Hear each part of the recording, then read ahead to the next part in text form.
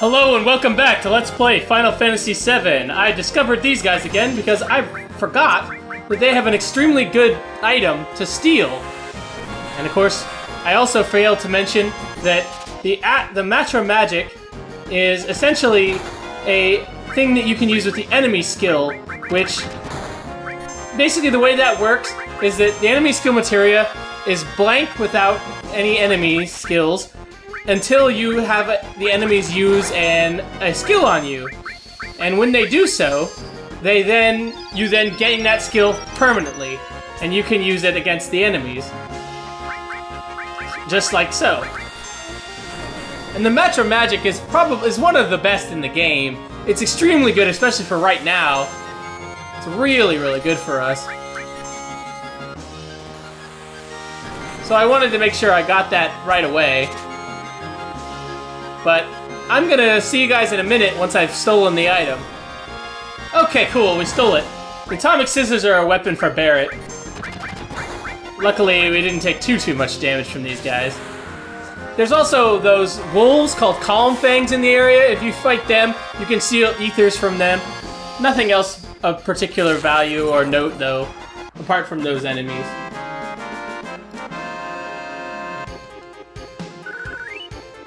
Now that we've done the flashback in Kalm, it's actually time to explore it. Another really interesting thing I forgot to mention before, was I noticed how this entire area around Midgar is just a wasteland. And I think that there's no coincidence to that. The fact that they use so much Mako. So now we need to go try to figure out where Sephiroth has gone. And this guy mentions that some guy in a black coat walked east toward that grassy field. Yeah, so we need to go east. This is the next 15 hours of Final Fantasy VII. We're following Sephiroth around, and I hate this part of the game. I'll be honest with you guys. This is, in terms of the story and motivating me personally, I don't find the Sephiroth chase to be particularly interesting. And it's yeah, you're getting to explore the world, I guess, but it's just not interesting. This guy's gonna talk about the world map. That's nice. Yeah, doing all this stuff. Okay, operating the buttons. Thanks. Cool. I mean, this is useful if it's your first time playing, but I already know all this stuff. L2 to change the camera angle. Cool. Thank you. Might as well say the map indicators too. Yep, that actually is pretty useful. If you don't know, you can hit the select button to show a map. Yep, thank you, buddy. Anyway, we wanted to head into this house here, and we want to make sure that Barret is in our party. Because this person, we tell her she's full of it, because that'll help Barret's affection for us. And then this person says, oh yeah, plants and animals will just bring a rapid pace. Old life was better. And if you say, yeah, maybe here, Barret likes you again. Depending on who you have in your party, you get different responses. So that's why I have Barret and Red 13 in my party right now, because I care more about them than anyone else, especially since I can't date Red 13. Let's talk to these guys. Yeah. Yep, they sure do. We got out of Midgar finally. This is an interesting chest here. It's locked and you can't open it, no matter what you do. Oh yeah, I forgot one thing. My notes are very disorganized in this area, unfortunately. But there is something to be gotten up here on the in this area here. If we go up to this cabinet right here, it says you can't reach that item, but if we just keep pressing X, or circle if you're playing the PlayStation 2, or PlayStation 1 version, eventually we'll be able to get it, because Cloud will get frustrated, knock it down. And we get a Mega Elixir, which we'll never use because it's part of the Too Good to Use Items Club that every RPG player knows what I'm talking about. Yeah. But that is not all we want to do here in Kalm. I want to keep exploring. Yeah? Cool. So Sephiroth is still hanging out here. If we go up here, you can find this chest that has a Peacemaker in it. Awesome! It's an item that we can't use for a long time. But you want to get that while you're here. Because why not? And there's these little kids running around. Yeah, it's unfortunate. Oh, he's like Cloud. That's cool, I guess.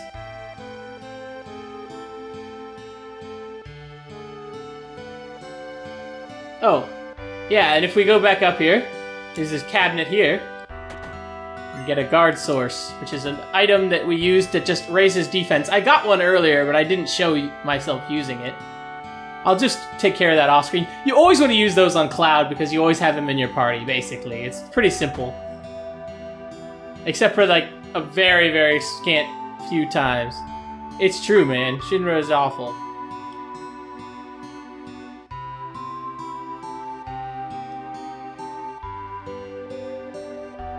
So, this is a guy who eventually we will want to come back to this guy. Remember him for later, but for now he just says that he's content, which is nice. Good for him. How are these guys doing? It's right over there. Like, literally just go 10 feet away. Yeah! We didn't do anything to Shinra. Okay. Oh, the Mithril Mines, huh? It's another area we'll be going to shortly. How are you, man? Okay, yeah. Fortunately, yeah. Oh, Soldier apparently has wiped him out. We just left Midgar, so they're using that as an opportunity to say that they've wiped us out. Oh, this person won't let us in the kitchen. Thanks, I guess. Okay, so now here's some item shops. We do want to do some shopping while we're here. We want to buy several hypers and tranquilizers. I'm going to buy about 10 of each. These are useful for manipulating the limit break bar. So, for example, if we were to use a hyper on... Or, I'm sorry. Yeah, a hyper on Cloud, that will inflict fury on him. If we use a tranquilizer on him, it'll inflict sadness on him. We'll want to... And sadness will essentially reduce the amount of physical damage you take, but will very, very greatly diminish the rate at which you gain your limit. Fury is the opposite. It increases the amount of damage you take, but it will greatly increase the amount of this rate at which you gain your limits. So they're useful for when you're trying to do things with limit breaks, basically. At this point, I think that getting Earth Magic is very, very valuable. It is probably the most valuable, like, overall base magic in the game. At this point, especially, it makes fire and ice and lightning pretty obsolete. I'm gonna keep those around just to put them into, like, armor slots and so forth. But by and large, as long as we buy 2 Earth Magics here, we should be in pretty good shape in terms of magic. And then there are some weapons we can buy, but I don't really see any point. We can get a better weapon for Tifa pretty soon. We already have a better weapon for Aerith. And Red 13 already has the Mithril, or we already have Mithril armlets on everybody. As well, we just obtained from that sweeper, custom sweeper, a better item for Barret. Now, I'm gonna go over, like, the overall party members and their situation in a moment, but Barret is worth talking about a little extra. He has 2 types of weapons, long range and short range. Long range weapons are what gives Barret sort of his unique flavor. He is one of the better characters in the game simply because he can use long range weapons. Very few other... I'm going to go ahead and just remove all of everyone's materia for now because we're going to be doing a quick change of setup in a moment. But what I was saying, getting back to what I was saying with Barret, I like to use his short range weapons on him while he is trying to learn new limit levels. Right now, we actually don't want that for him, but I'm going to go ahead and do it anyway because if I give him the enemy skill materia and fight a few battles soon, he'll be able to gain his level 2 limit break pretty quickly. So I might as well give him that for now. Eventually, we'll want to have him be long range. Almost forever. because long range is very valuable, and it also makes him very, very strong at using the cover materia, which I mentioned earlier, but it bears repeating.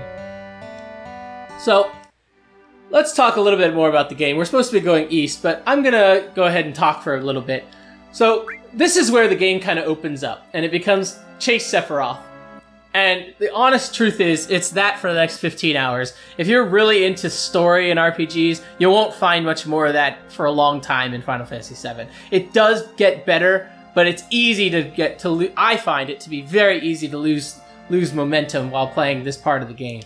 Because I think it's really silly. Why would they what possible reason could they have for chasing Sephiroth other than that they think he's bad, right?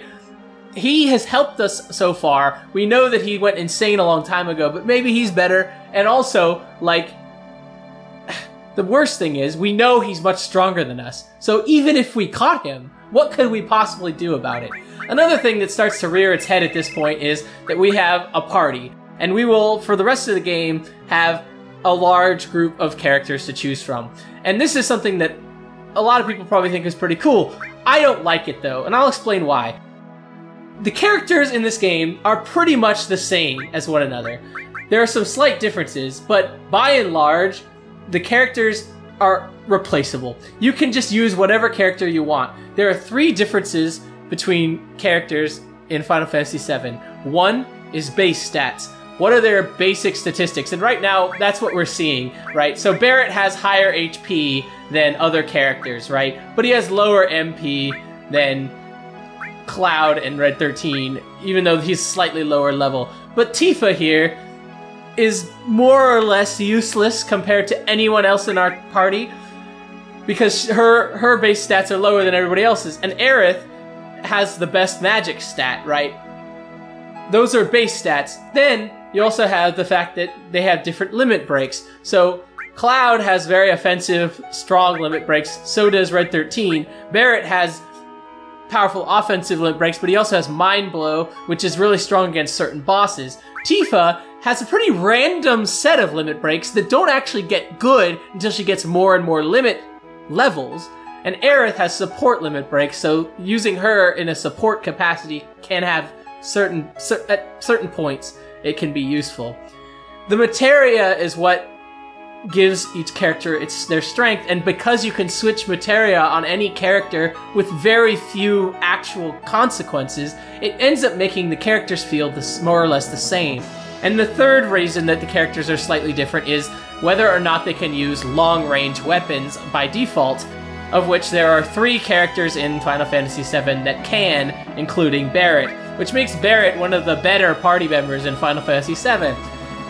So, just because of that, and that's the only differences, and that's something that I personally dislike in RPGs, is when you have characters that are more or less the same and interchangeable, because I think that getting to know, like, using characters through battles is one of the best way to get attached to them, and having their special powers available or unavailable makes you value them. But in this game, that is not a thing that really makes any difference, and I dislike that a very great deal. So at this point, I'm going to go ahead and swap Barret out for Aerith. We want to get Aerith Aerith will be useful for the next part due to her limit breaks, and we're going to go ahead and equip her with the enemy skill materia. At this point, basically, we want to always have Restore All on everybody we can, because it's just simply a very useful materia setup for us.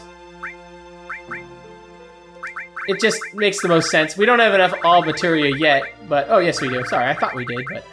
Restore All on everybody will always be handy, and giving Red 13 cover will be nice as well.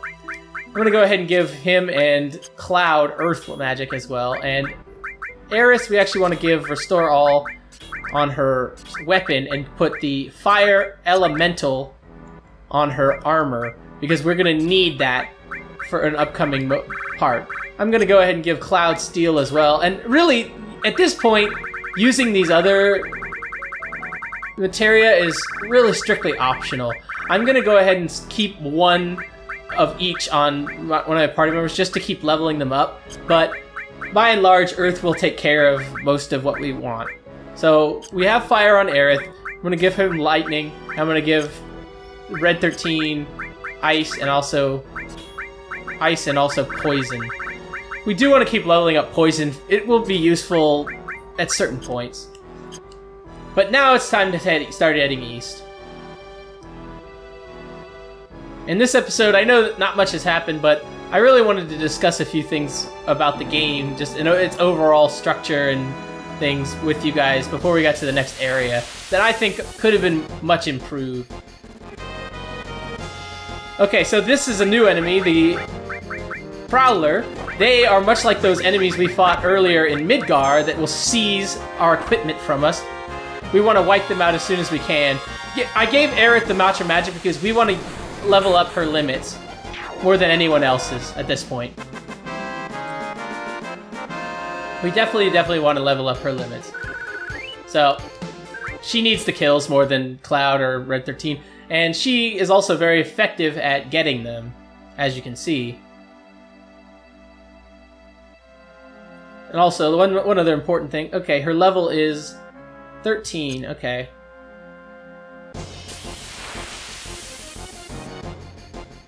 Here's another new enemy. The Mandragora. Just, in this case, now that we have Matcha Magic, that's going to be the core of our offense for a long time. No real reason not to just use that and give the kills to whoever we need them to. It actually was pretty ineffective against them.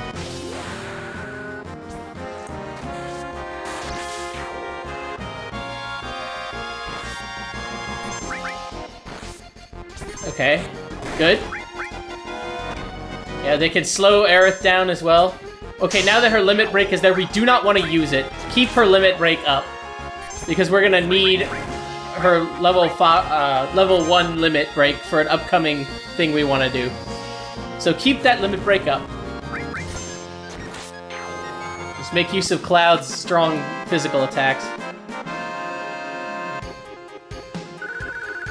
Awesome. Some good experience here as well, if you want to grind for it. Not that I don't know why you would. So they mentioned that Sephiroth headed east toward this grassy field, so there's only one thing to do here, which is go into here. Let's talk to these guys. Bork. Lovely chocobo.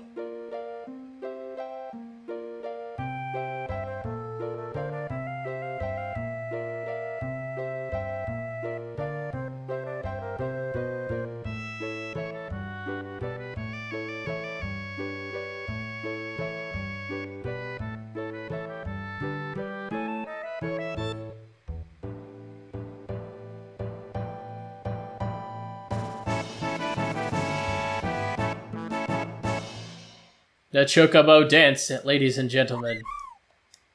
And we get the Choco Mog materia. That is the very first summon materia in the game. Finally, we now have all types of materia. Support, Command, Magic, and Summon. So, great.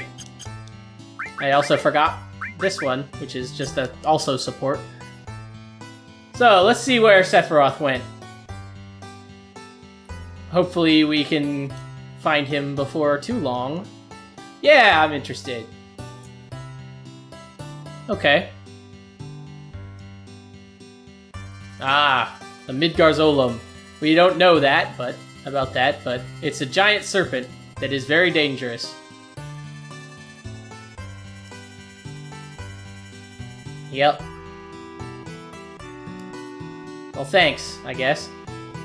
That room also has an inn, which is real nice. But we need to save our money for right now, because we have to purchase something from this guy in here that guy talked about. This guy's grandson, this little kid right here. Yes. Apparently we're old. I see. Yeah, we can go catch our own. Yes.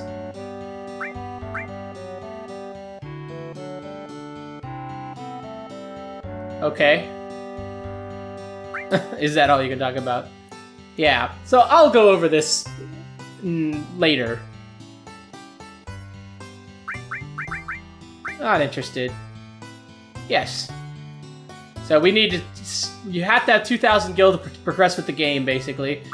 And getting that Materia is good. Yeah.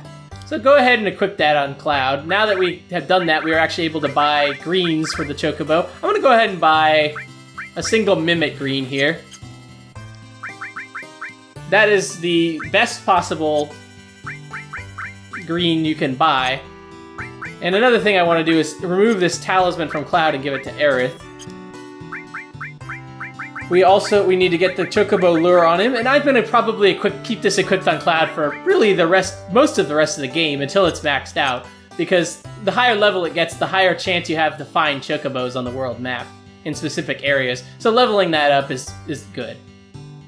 But how can we cross the map? Can we get the Chocobo? Can we avoid the Midgar Zolom? And will we find Sephiroth? Find out next time on Let's Play Final Fantasy VII. Thanks for joining me.